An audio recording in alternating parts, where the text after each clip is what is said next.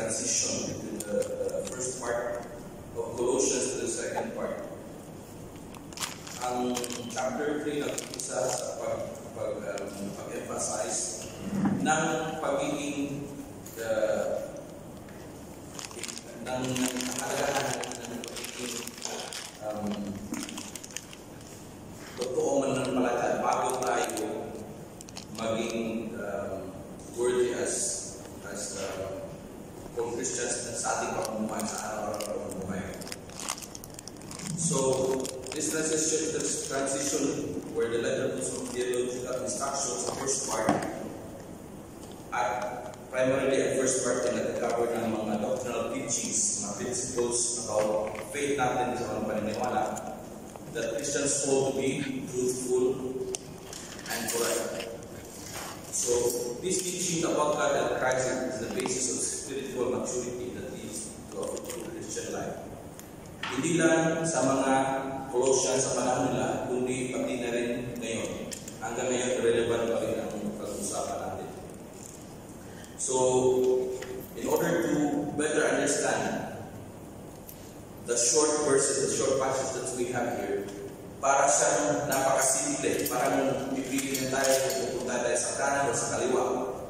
Pero may mabigat na theological background at discussion about God, about knowledge of God, about mga ginagawa niya na kailangan natin maintindihan para bukas natin ma-appreciate ang riches ng few verses na to.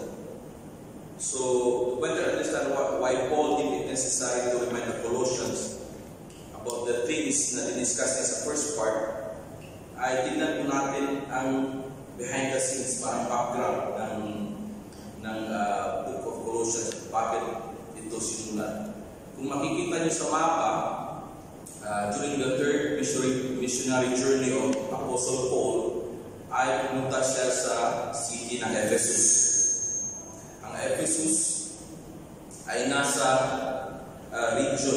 geographical region ng Asia Minor, which is sa ngayon ay tinawag na Turkey dati, ngayon binago nila para hindi parang itik or pagkain. So the most recent name of that area, the modern day Turkey. So kung iisipin natin, nandyan ang Ephesus, which is the capital of Asia Minor, modern day Turkey. May next po yung medyo malapit. Kung makikita nyo sa bandang kaliwa, makikita nyo yung Ephesus. At sa bandang gitna, mga kalapit na cities, nandyan yung Colossae. So, si Peter actually hindi pumunta ng Colossae, pero nandun siya sa Ephesus, which is part ng Asia Minor at nasa region ng Phrygia. Kung ikukumpara natin sa lugar natin ngayon, ang Asia Minor ay parang Oman. Ang Ephesus ay parang Muscat. Tapos ang Phrygia ay parang Dhofar. At nandun ang Colossae sa Phrygia parang Salala. Okay, parang ganun. Tapos, when Paul was ministering in Ephesus, which is the capital of the Roman province of Asia Minor, may mga tao na nandun sa area na yun, which is mga Jewish at mga Greek. Isang tao doon, ang pangalan niya ay si Epaphras, ay nakarinig din nung pag-minister ni Apostle Paul. At siya ngayon yung nagdala papalit sa Colossae, taga-Colossae siya, ng gospel at ginawa niya yung siya yung naging founder ng Church of Colossae. So, may mga issues sila na encounter, kaya nagsulat si Apostle Paul sa mga Colossians, sa Church ng Colossae. So one of the residents was a man called Epaphras, who was from the city of Colossae. Colossae is one of the cities in Asia, the region of Phrygia. Epaphras brought the gospel. He founded the church of Colossae. Later on, makita natin sa chapter 4, verse 12, na siya ay pumunta din sa Rome. Nag-join siya, sumama siya kay Apostle Paul habang nasa kulungan si Apostle Paul. Mababasa natin na ang greetings niya kasama si Epaphras.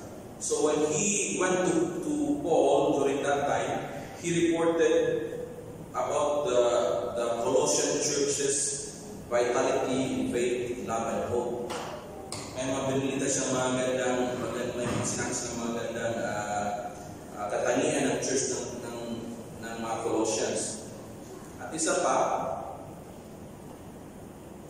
may sinabi din siya kay Paul about a strange teaching na nag-threaten sa health ng kanyang home church.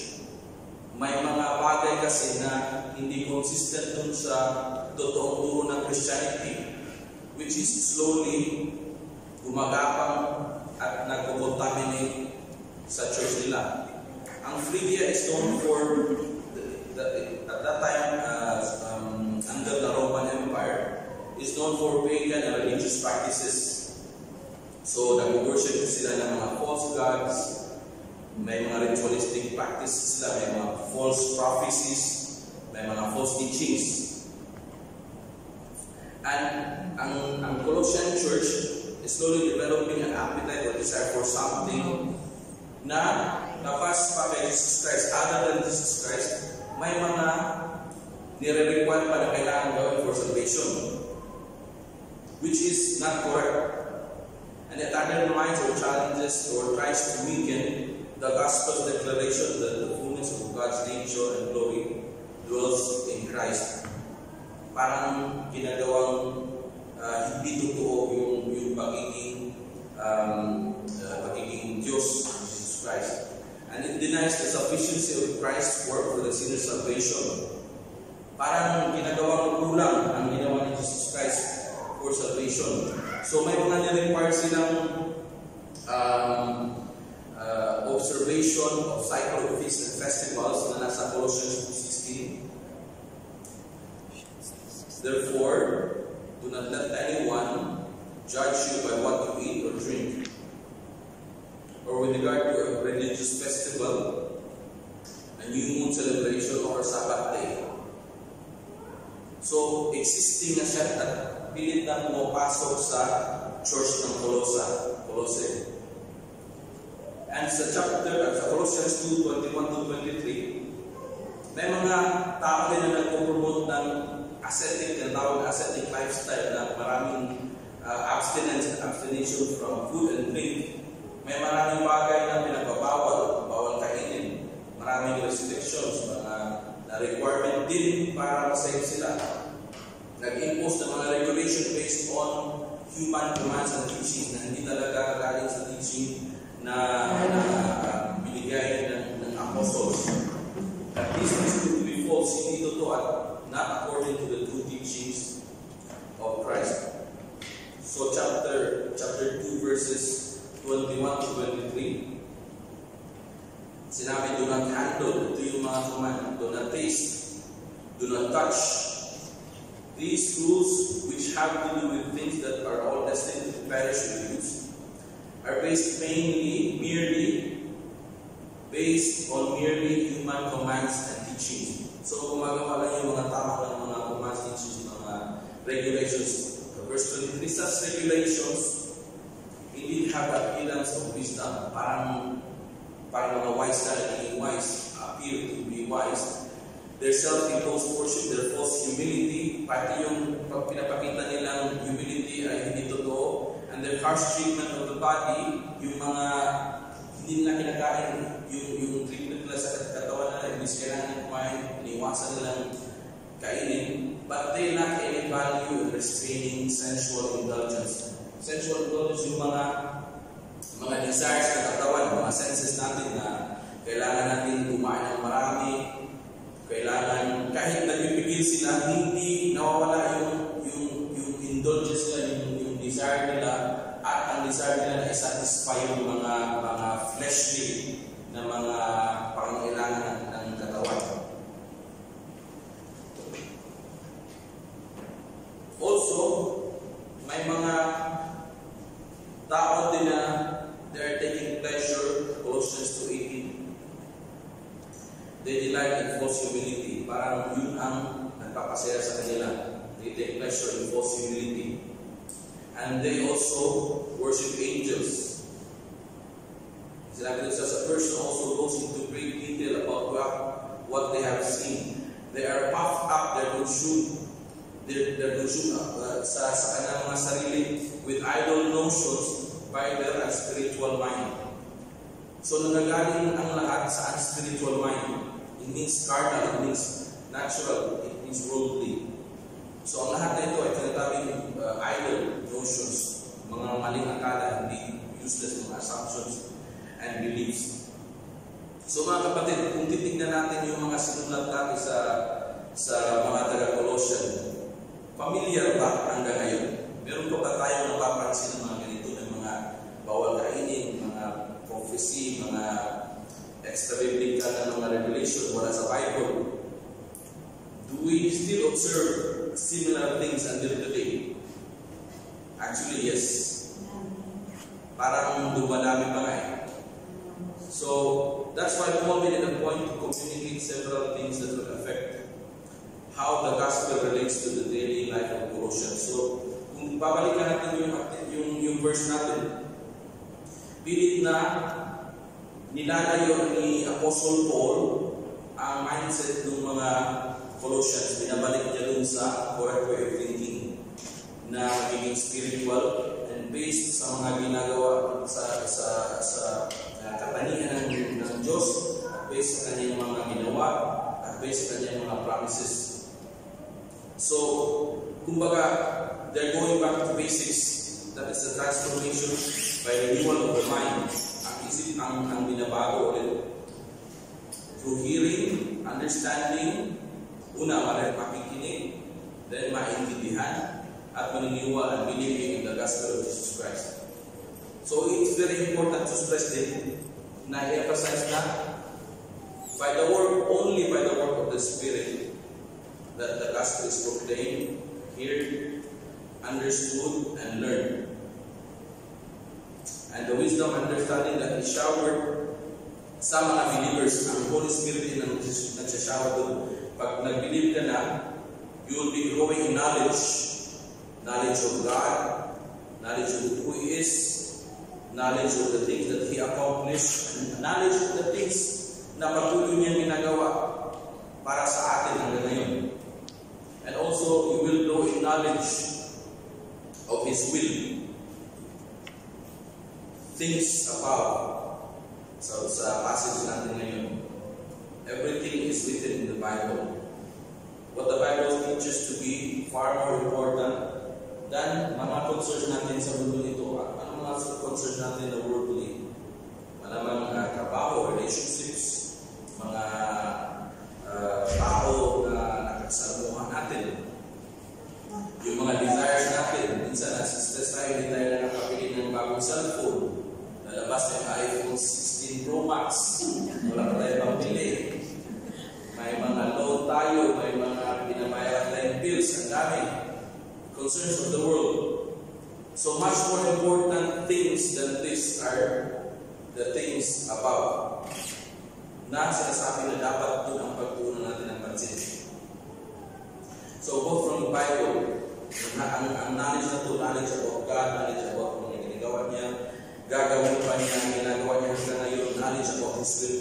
Ang lahat na ito ay makikita natin o mapasa natin sa Bible. Of course, the Holy Spirit enabled the writers to come up with the Bible, at siya rin ang magtutulong sa atin habang nagpasa tayo na magkaroon tayo ng wisdom and understanding para makuha natin kung ano talagang totoo at correct na interpretation ng mga sinulat at kasulat sa Bible. So understanding, ang mag-gain natin, knowledge, understanding, and after that, ma-realize natin gaano past, gaano kalaki, gaano ka-importante, gaano kahalaga ang ginawa ng Panginoon para sa mga buhay natin. So hindi mo lang ma-appreciate ang Panginoon dahil nakakain ka ng masarap ng pagkain or nakatake out ka sa Bible study ng masarap na ulam or ano pa, nakahanap ka ng bagong trabaho sa ibang lugar na mas malaki yung sahod or may mga pinaplano ka, may hinihingi ka na pinagkaloob ng Panginoon. Pero in comparison to the spiritual blessings, ang benefits na makukuha natin, binigay niya sa atin, parang wala yun. Considered as lost pa nga, sabi ni Apostle Paul. So Colossians 1:6-14. Medyo makababa ito. In the same way, the gospel is bearing fruit and growing throughout the whole world. So bearing fruit, and then bearing fruit and growing. Just as it has been doing among you since the day you heard it, narinig nila, and truly understood God's grace, narinig at naintindihan. Then you learn, natutunan nyo, sabihin, naintindihan, hindi mo matutunan kung hindi mo naintindihan. From Epaphras, our dear fellow servant, who is a minister of Christ on our behalf, and who also told us of your love in the Spirit. For this reason, since the day we heard about you, have not stopped praying for you. We continue to ask God to fill you with, knowledge of His will. So, ulit-ulit mga kapatid, ulit-ulit i-emphasize. Through all the wisdom and understanding that the Spirit gives. So, galing sa Holy Spirit. Worthy of the Lord and please seek Him everywhere, every way. Bearing fruit in every good work. So, nandiyan naman yung pagkis sa Panginoon. Hindi out of compulsion, hindi nakipilitan tayo, kundi ginagawa natin to please Him. Of course, nandyan yung love. Bearing fruit in every good work. So, yung result ng pagkakaintindi natin, ng knowledge natin, at pagbigay sa atin understanding, ay nagre-result ng good works. Growing in knowledge of God. So, tuloy-tuloy yung knowledge, hindi lang one time mabibigay sa atin by the grace of God and through the Holy Spirit, nag-increase siya in time. And then we are being strengthened. Verse 11. So siya din ang strengthened sa atin with all the power according to His glorious might, so that you may have great endurance and patience. So habang naghihintay tayo sa pagkabalik ng ating Panginoon, binibigyan din niya tayo ng ability to endure and to be patient. And nandito yung gratitude, giving joyful thanks to the Father, who has qualified you to share in the inheritance of His holy people in the kingdom of light. Ito na yung mga benefits. For He has rescued us from the dominion of darkness and brought us into the kingdom of the Son He loves, in whom we have redemption and forgiveness of sins. Redemption, forgiveness of sins. Ini-emphasize nila ni Apostle Paul yan. Papunta dun sa passage natin na we died, we were raised again, and we will be glorified in Christ in the future. Dahil dito, ito yung basis ng paggawa natin ng good works and to live godly lives. So Colossians chapter 2 verse 9 to 9.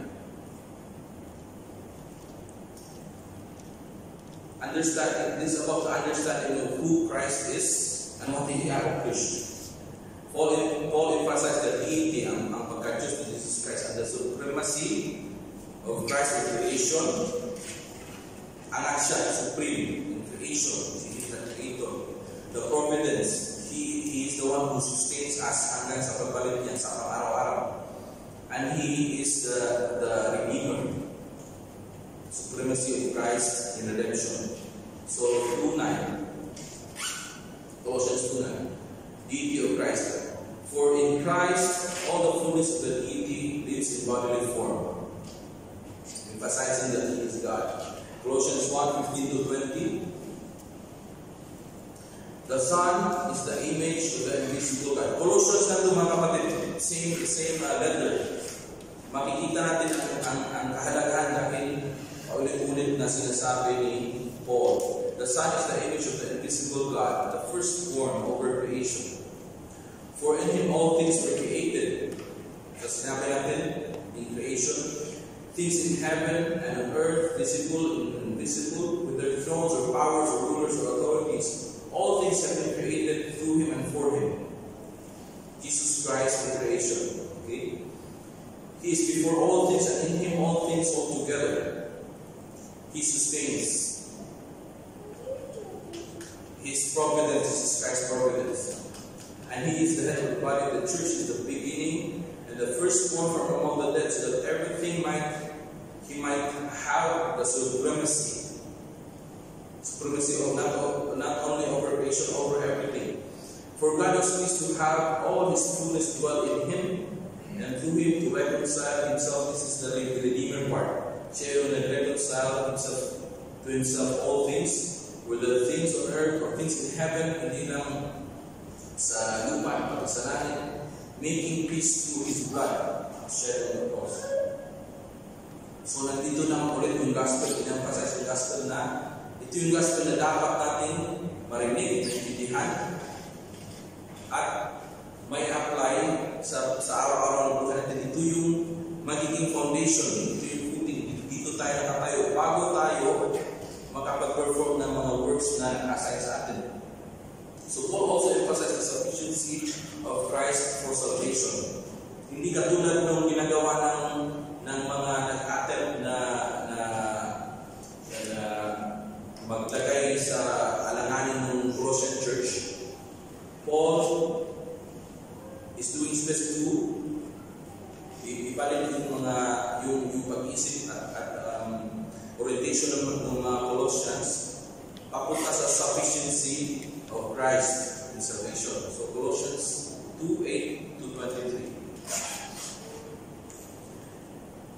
13:13-15 para hindi na siya lumahaba.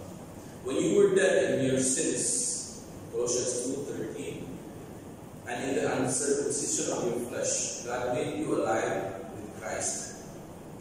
Makita din natin ito sa passage natin sa 3:1-4. He forgave us all our sins, having cancelled the charge of legal indebtedness, which stood against us and condemned us. He has taken it away, nailing it to the cross, and having disarmed the powers of authorities, He made a public spectacle of them. Ito ang triumph over the sin and death through the cross. So nakita na natin ang knowledge about God, ang ginagawa niya, ang sufficiency ni Jesus Christ, ang supremacy ni Jesus Christ in creation, redemption, and in providence. And now, kailangan natin maintindihan kung ano yung mga benefits na nakukuha natin. Which is pag ito yung naintindihan natin, pwede na tayong sabihin na pwede na akong pumili kaliwa kanan, above, below. And you will always choose above, things above, heavenly things. So understanding the benefits of salvation. Fruitful living on earth, which is the end result, begins with the right understanding of the heavenly reality. Ito yung reality na sinasabi sa chapter 3, verses 1-4. A believer's union with the death, kasama tayo sa death ni Jesus Christ, sa kanyang resurrection, at sa kanyang pagbabalik. A believer's union with the death, resurrection, and heavenly enthronement of Christ. Ang union ang napaka-importante and emphasize. So accounts para maintindihan natin yung death at bagong buhay natin after resurrected with Christ. Let's read Romans 6:1-14. Nandito rin sa Colossians, pero gaya ng binasa ni Sister gaya ng Galatians 20 kanina we live with Christ. Nandito rin sa Colossians, pero pa-demonstrate natin na all over the Bible, inulit na emphasize na we died with Him and we were raised with Him in glory. What shall we say then? Shall we go on sinning so that grace may increase?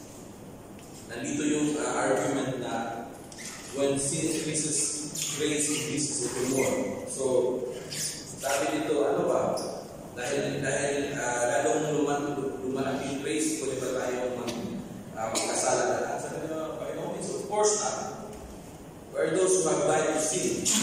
Hindi na tayo pwedeng magkasala. We are those who have died to sin. In-expect dito ang pagiging death to sin and alive in Christ. How can we live in it any longer? Or don't you know that all of us were baptized into Christ? That all of us who were baptized into Christ were baptized into His death. So yung old self natin, yung dating tayo, kailangan mamatay. Bakit? We were therefore buried with Him through baptism into the death, in order that, ito yung reason, just as Christ was raised from the dead through the glory of the Father, we too may live a new life. So kailangan natin mamatay. So like Christ na muling nabuhay, ay muli din tayo mabuhay with a new life. For if we have been united with Him in a death like this, so there is the unity sa death, we will certainly also be united with Him in a resurrection like His. So now, nakita natin ang unity with Christ during death and in resurrection.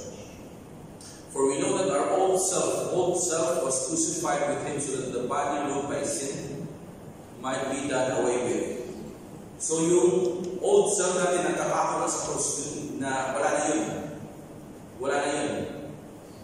That we may no longer be slaves to sin, because anyone who has died has been set free from sin. So unless we die in Christ, and unless we live again with Him, hindi tayo magiging free from sin. Magiging slave pa rin tayo na ngayon.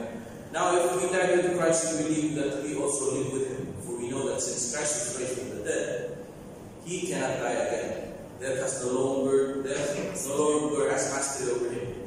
The death He died to sin once and for all. Once and for all, kumpleto na. Isang beses na hindi na kailangan niyang mamatay paulit-ulit para mag-atone para sa mga kasalanan natin. Once and for all. So, ini-emphasize ni Apostol Paul para mapawalang to nullify yung mga sinabi ng mga false teachers na nag-attempt na guluhin yung church ng mga Colossians. So, in the same way, count yourself dead to sin, but alive to God in Christ Jesus. Therefore, don't let sin reign. Nandito na nyo yung mga instructions din. Don't let sin reign in your mortal body so that you obey its evil desires. We put away the old self, pati yung mga nakaakibat yung mga gawain. Do not offer any part of yourself to sin as an instrument of wickedness, but rather offer yourselves to God as those who have been brought from death to life. And offer every part of yourself to Him as an instrument of righteousness. For sin shall no longer be your master, because you are not under law but under grace. So makikita natin ang parallel sa nabasa natin na verse para sa gabing ito. Colossians 3:1-4. And the rest of the instructions na sumunod after that. So this understanding leads to gratitude towards God, resulting to a response of loving obedience. So pag naintindihan natin, nagkaroon tayo ng knowledge, at naintindihan natin, ma-appreciate natin yung mga ginawa ng mga Panginoon. Siya mismo, ang kanyang mga katangian ay ma-appreciate natin yung nireflect ni Jesus Christ. So pag-appreciate natin yung mga bagay na to, we understand, then we feel deep gratitude. May thankfulness na sa puso natin. And this thankfulness will also allow us to be obedient sa mga commands niya. Again, hindi sa pilitan, walang pipilit, hindi pinipilit, hindi out of duty, napangit natin sa Bible study, hindi under compulsion, but love. Magkakaroon tayo ng desire na mag-obey. So how are we expected to respond? Paano ang response natin? Colossians 3:9-10. Ulit din sinasabi. Do not lie to each other, since you have taken off your old self with its practices and put on the new self, which is being renewed in knowledge, in the image of its Creator. So nandiyan na naman yung knowledge na patuloy yung malago. So old self na diniscuss sa Romans, tanggal na, there is na. New self na in Christ. So ano ang mga ginagawa ng mga nagkaroon ng new self?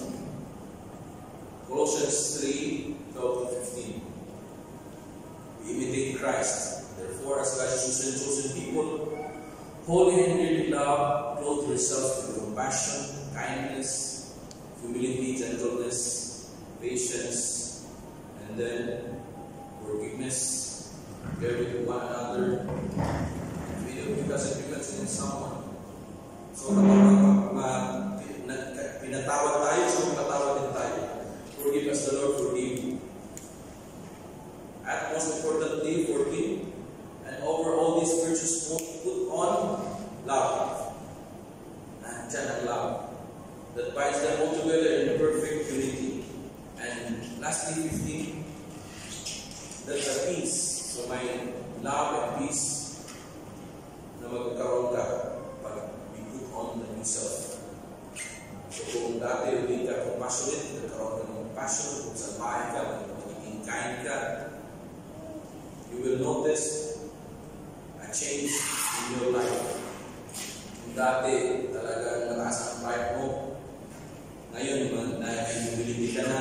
Kung dati rough ang pagtuturo mo sa bahay, magiging gentle ka na. Yung pagkapas mo na daan. So dati wala kang patience, nagagalit ka kaagad sa mga maliit na bagay, malaking bagay. Ngayon, nagkakaroon ka ng patience. Ano pa? Need to be thankful. Always be thankful. At all times. At all times, in everything. Colossians 2:6.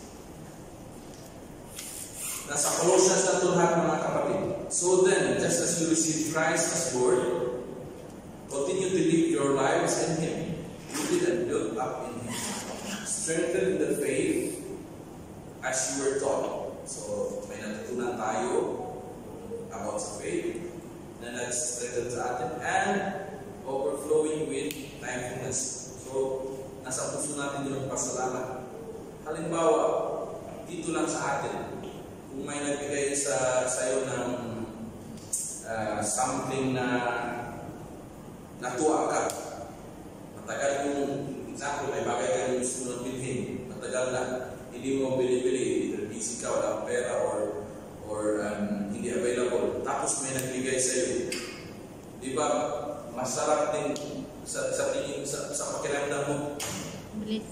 Kailangan mo may naibalik sa kanya kahit ano lang, kahit maliit. O pag galing ka ng Philippines, dalang ka ng something na na gagamitin niya na hindi rin niya kaya dalhin kasi mabigat or wala rin sa kanila. So, yung mga ganun, ma-appreciate din niya, show your appreciation, your gratitude, may gagawin ka rin sa kanya na sa tingin mo, mahirap din para sa kanya gawin. So, back and forth. So, be thankful. Napakalaki napakahalaga ng na-receive natin galing sa Panginoon. So, our gratefulness should be as if na hindi turbasan ng mga kahit anong natanggap natin kahit kanino dito sa mundo. So, Colossians 3:15-17. Let the peace of Christ rule in your hearts, since as members of one body you are called to peace. And be thankful. Let the message of Christ dwell among you richly, and teach and admonish one another with all wisdom, through psalms, hymns, and songs of the Spirit, singing to God with gratitude in your hearts. Ulit. Bakit kaya natin? Bakit full of gratitude yung mga puso ng mga Christians? And whatever you do, whether in word or deed, whatever you do, lahat ng bagay, panalita, deed, when you do something, you already thought about it. So, hindi namin mention dito. In construction, the building is built twice. Kumbaga, iniisip muna ng design kung paano niya itayo, tapos i-implement niya. So, the deed comes from the thought. Do it all in the name of Lord Jesus Christ. And again, giving thanks to God the Father through Him. Gratitude. Pag-appreciate natin yung katayan ng Panginoon dahil sa kabuti, sa mga ginawa niya, sa mga bagay na patuloy niya ginagawa. Magkaroon tayo ng gratitude at susukuyan natin ang obedience sa mga instructions na ginawa niya. For example, yung set our hearts and minds on things above. Ano mga example ng mga things above? May mga examples dito sa Bible. So we have to go to the scriptures to gain knowledge of the will of God. These are the things of God, and these are the things above. You are not setting your mind on the things of God, but on the things of man. Mark 8:33. Ito yung nag-oppose si Peter sa crucifixion ni Jesus Christ. Sinabi niya na crucify ako. Hindi pwede yan, Lord. Sabi niya, get behind me, Satan. Sinawag pag Satanas. You don't have in mind the concerns of God. You are not setting your mind on the things of God, but on the things of man, but merely human concerns. So, the will of the Father, ang will ng Panginoon, ay mangyayari kahit i-oppose natin. And when we oppose it, we are doing kung ano ang normally ginagawa ng tao. Romans 12:2. Palagi natin narinig. So do not conform to the pattern of this world, but be transformed by the renewing of your mind. Ito yung ginagawa ni Apostle Paul. Binabago niya ang isip ng mga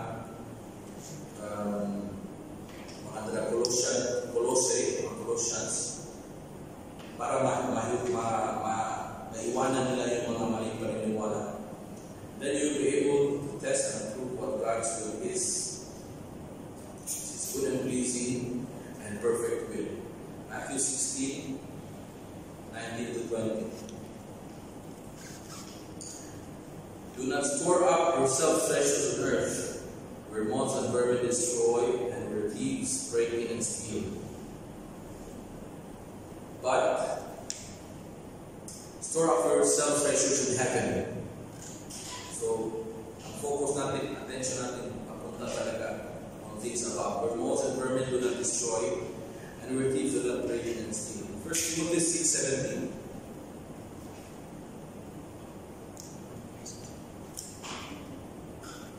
Command those who are rich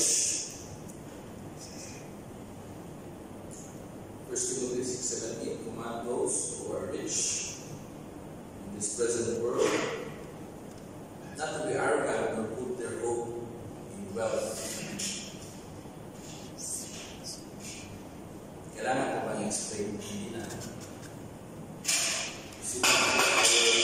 Our security on worldly wealth. Kung wala tayong wealth sa mga sarili natin, may mga inasahan tayo sa job, sa mga trabaho natin, which is so uncertain.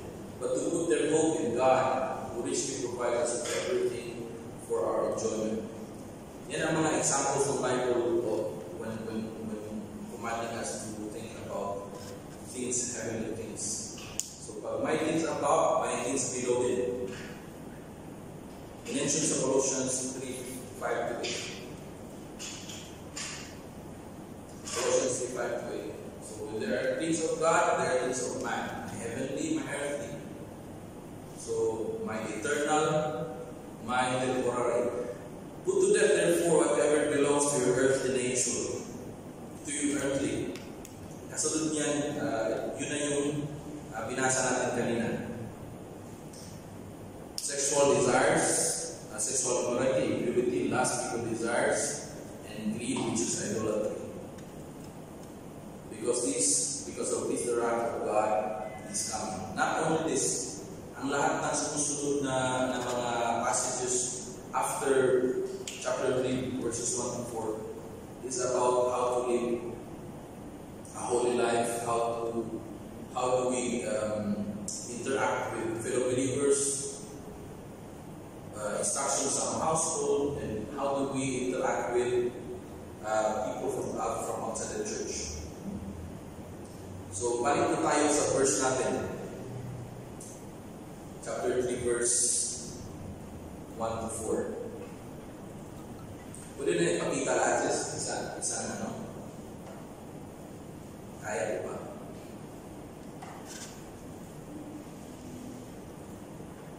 Medyo maliit siya pero yan.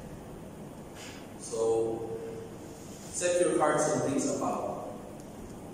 In other translations, hindi mention of heart, puro mind lang. But hearts and minds, when you set your heart on something, you put in place, you position or locate, you go after these things, you pursue. So, tutuan sa Tagalog translation, tutuan ang isip sa mga bagay na nasa langit. At isa-isip ang mga bagay na ang langit. When it comes to the heart, related to the heart, ano ang mga bagay na nagpapatibok sa atin? All of this should be the things about yung mga nag-affect sa ating emotions, yung mga bagay na gusto natin, yung mga ina-adore, yung mga nilidesire, yung mga bagay na nag-devote tayo sa heart. Things that we are passionate about, things that make us happy, feel glad, feel good, everything that is related to emotion, affections, satisfaction, contentment, things that we are fond of, things that we care about, our likings and yearnings, and about the mind, na dapat din ay nakafocus sa mga heavenly things. Attention, our intellect, our awareness, our thoughts, our views, ang pamaraan ng pag-isip natin, mga point of view, mga opinion natin, attitude, behaviors, and convictions. So, bakit kailangan natin gawin ang mga ito? Na iset ang mga minds natin at hearts natin with things about. Pag nakita natin ulit yung verse, nandyan yung you have been raised with Christ. Nandyan yung you died, verse 3. Nandyan yung when He appears again, when Christ appears, then you will appear with Him in glory. Yun ang pag-aralan natin kanina. Pero may idea na tayo kung ano ang mga nasa loob ng mga simple verses na yan. Yan ang basehan, yan ang reason, yan ang basis ng pagiging isang Christian na may holy living. Ang sabi is, since then, or because you have been raised with Christ, ito ang reason, ito ang basis, ito ang dahilan. So it's not simply just choosing between two things. Sinabi ko kanina, punta ka sa kanan o punta ka sa kaliwa. May basis. We should remember that how blessed we are because we died in union with Christ, we were raised in union with Christ, and that we are promised that we will be with Him in His return. Yan ang pinakita sa verse 1, 3, and 4. And while we wait, habang naghihintay tayo, makita natin sa verse 1, Christ is above, nandun siya sa langit, and seated at the right hand of God. So we should remember that we have a confidence.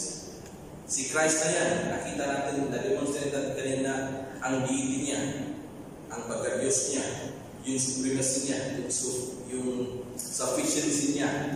So we can say that we have confidence and we have assurance because of who He is and the authority and lordship over all things. Nakita natin kanina sa mga binasa natin. Isa pa, sa verse 3, you should remember that our life, our new life, hindi yung dating buhay natin, yung bagong life natin, is secure in Christ. And that we are assured of His providence to provide us with wisdom, knowledge, and strength while we wait, habang naghihintay tayo. And then, He told us in John 29, I think, I'm not sure, but He told us that we are the sheep. Natatandaan niyo ba yun? That we listen to His voice. If you are His sheep, we listen to His voice. Mga assurance. And we follow Him. So whatever the commands He gives, we obey. And then may assurance na naman that no one can snatch us from His hand. Diba? Ang ganda mga kapatid. So verse 3, your life is now hidden with Christ in God. Verse 3. And isa pa, sinabi na no one can snatch us from the Father's hand. So ang ganda ng mga assurance mga kapatid na maintindihan natin ang basihan ng pagiging obedient natin sa Panginoon. That's why we set our hearts and minds to things above. And while we wait, may confidence tayo and may assurance tayo na hindi niya tayo iiwanan at palagi siyang nandyan para magbigay sa atin ng mga kinakailangan ng wisdom, understanding, strength, patience, perseverance, at iba pa. So the knowledge and understanding of these heavenly things, again, closing, will result to deep sense of gratitude. Salamat natin sa Kanya, magkakaroon tayo ng desire to obey and to yearn for more heavenly things. Heavenly things. Heavenly things. Yun ang magiging buhay natin, yun ang iniisip natin. And our actions, our responses sa mga problema natin, at mga bagay na mga ginagawa natin araw-araw, ay gagawin natin in spiritual terms. In gratitude, in love, and for His glory.